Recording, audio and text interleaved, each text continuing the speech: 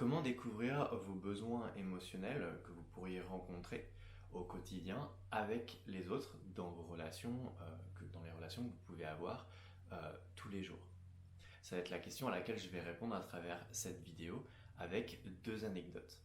Si tu ne me connais pas encore, je m'appelle Nathanaël, je suis praticien en hypnose ericksonienne et aujourd'hui j'accompagne les personnes à prendre confiance en elles et à s'affirmer à travers la communication dans le but d'impacter leur vie à elles et celle des autres. Donc si tu es intéressé par ce sujet-là, je t'invite à t'abonner à la chaîne maintenant. Alors au passage, si tu as envie d'apprendre à t'affirmer au quotidien avec les autres, que tu as un peu de mal à dire non et que tu as un peu de mal à exprimer ton désaccord, tu as un guide gratuit, un PDF en lien en description de la vidéo où justement déjà dans ce PDF là, je t'explique un peu comment communiquer nos émotions et comment communiquer nos besoins. Donc je t'invite déjà à aller voir dans un premier temps avant de continuer la vidéo.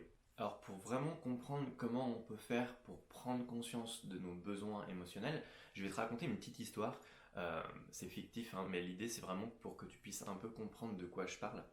Euh, Imagine, tu vas au cinéma, tu t'installes dans ton fauteuil et tout, et puis tu commences et tout à regarder le film, et au bout de 30 minutes, tu commences un petit peu à gigoter dans ton siège, tu commences un petit peu à bouger un peu dans ton siège, et tu regardes l'heure, et en fait tu te rends compte que, ah mince, ça fait que 30 minutes en fait qu'on a commencé le film, et il va falloir encore que je tienne 1 heure et demie, voilà, mais c'est pas possible quoi. Et à partir de là, en fin de compte, ton attention, elle va être focalisée, en fait ton attention, elle va faire un voyage entre ta vessie et le film que tu es en train de regarder. Et du coup, ce qui se passe, c'est qu'à ce moment-là, en fait, ton corps, il est en train de t'envoyer un signal pour te dire que, hey, Coco, j'ai un besoin, il se passe un truc là, et donc il faut que tu y répondes. Et en même temps, ce qui se passe, c'est que ton attention, elle va en fait naviguer entre le film et ton corps. Et ça va faire des allers-retours comme ça. Et en fait, ce qui se passe, c'est que t'es pas en train d'en profiter totalement du film. Ce qui est dommage. Et à partir de là, tu as deux possibilités. Soit tu ignores totalement les réactions de ton corps, et donc en fait, tu vas pas répondre à ce besoin-là. Et donc tu vas tout faire pour être le plus focalisé sur le film que tu es en train de regarder, mais en vain parce qu'en vrai ton attention elle fait des allers-retours en fait parce que c'est pas agréable, ça picote au niveau de la vessie et finalement tu peux pas profiter pleinement du film. Ça c'est une première possibilité. Soit la deuxième possibilité c'est que tu repères que voilà, t'as un picotement au niveau de la vessie, tu décides de te lever, d'aller aux toilettes, de répondre à ton besoin et de revenir. Et en fait, ce qui se passe à ce moment-là, c'est que ton attention, elle est totalement disponible pour continuer à être totalement dans le film. Mais en fait, ce qui se passe avec les émotions qu'on peut ressentir au quotidien, c'est quelque chose d'assez similaire. En fait, quand on va ressentir des émotions dans une situation relationnelle ou dans une situation particulière, ou comme par exemple du stress ou de la colère ou de la tristesse, euh, ce qui se passe, c'est que parfois, ton corps, en fait, il va t'envoyer un signal qu'il est en train de se passer quelque chose. Paf, ah, j'ai un stress, je vais le ressentir dans le corps. Et en fait, ce qui se passe, c'est qu'à ce moment-là, la plupart du temps, la première réaction qu'on peut avoir, c'est ignorer. On va l'ignorer, on va la repousser, on va éviter d'y aller et on va essayer de la fuir. C'est une réaction qui est normale et qui est, on va dire, légitime, c'est normal, hein, c'est quelque chose qu'on fait tous. Et ce qui se passe en fait, c'est que à ce moment-là, en fait, on repousse un petit peu notre émotion.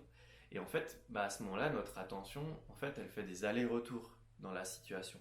Entre la situation qu'on est en train de vivre, que si par exemple vous passez un examen, c'est ce qui va se passer, votre attention, elle va faire des allers-retours entre votre corps et puis les gens qui sont en train de vous écouter.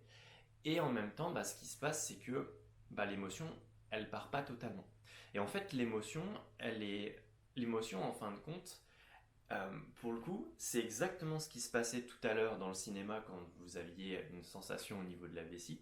L'émotion, elle est là pour vous dire que, il est en train de se passer quelque chose, j'ai un besoin, et il va falloir que tu y répondes. Et en fait, l'émotion, elle est exactement là pour ça. Elle est là pour nous indiquer que on a un besoin. Et l'idée, en fait, l'idéal, ce serait d'y répondre. Sauf que le truc, vous en doutez bien, c'est qu'aujourd'hui, quand on ressent un picotement au niveau de notre vessie, on sait à quel besoin ça correspond.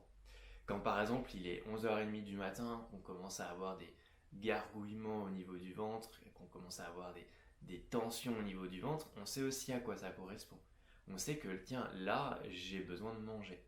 Sauf que le problème avec les émotions, c'est que on ne sait pas forcément à quoi elles correspondent comme besoin. Et le truc, c'est qu'on n'a pas forcément besoin de savoir réellement à quoi ça correspond pour pouvoir y répondre. Mais ce qu'on peut faire, dans un premier temps, ça va être de communiquer ce qu'on ressent avec les autres.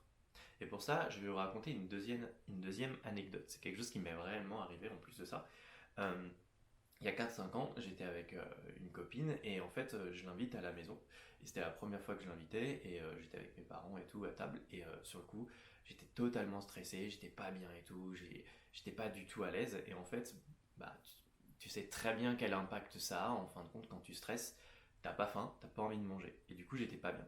Et la première réaction que j'avais, c'était, en fait, j'ai pas envie de montrer mes émotions aux autres. J'ai pas envie d'y aller. Et à un moment donné, j'ai une petite voix intérieure qui m'a dit, hey, il serait peut-être temps que tu dises ce que tu ressens, tu crois pas? Et à partir de là, j'ai dit ce que je ressentais. J'ai dit à mes proches que, en fait, j'étais stressé. Et à partir de ce moment-là, en fait, quand tu fais ça, euh, tu passes d'un mode indépendant à un mode coopérant. C'est-à-dire qu'en fait, tu passes d'un mode j'essaye de résoudre mon problème tout seul à je vais aller chercher de l'aide à l'extérieur.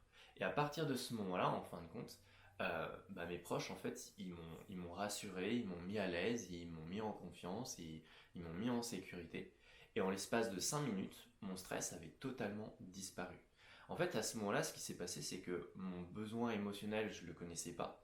C'est-à-dire que c'était un besoin de se sentir rassuré et en sécurité. Je ne le connaissais pas. Par contre, au moment où j'ai communiqué ce que je ressentais, les autres autour de moi ont pu y répondre automatiquement.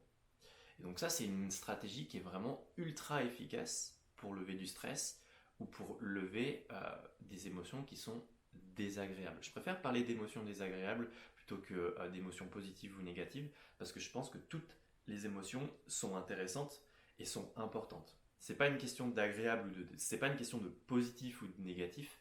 En fait, nos émotions, elles agissent sur nous comme des boussoles. Elles sont là pour nous indiquer que, hey, là, il se passe quelque chose et il faudrait peut-être que tu ailles voir ce qui se passe exactement. À partir du moment où tu as découvert ton besoin, tu peux installer une stratégie pour répondre à ce besoin-là. Aujourd'hui, c'est ce que je fais en fait en hypnose. J'accompagne les personnes en fait en séance d'hypnose à aller se connecter à leurs émotions pour découvrir quels besoins ils ont réellement derrière cette émotion-là, de façon à ce qu'on installe une stratégie pour répondre à ce besoin-là. C'est exactement ce que je fais. Si tu es intéressé par par avoir un accompagnement par hypnose, tu as tous les liens en description de la vidéo.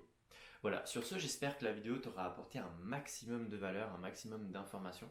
Je t'invite à mettre en commentaire ce que tu en as pensé. Est-ce que ça te parle? Est-ce que c'est quelque chose qui t'a inspiré, qui t'a donné envie d'essayer? Voilà, sur ce, je t'invite à t'abonner à la chaîne si ce n'est pas déjà fait. Et je te souhaite une agréable journée et je te dis à la prochaine.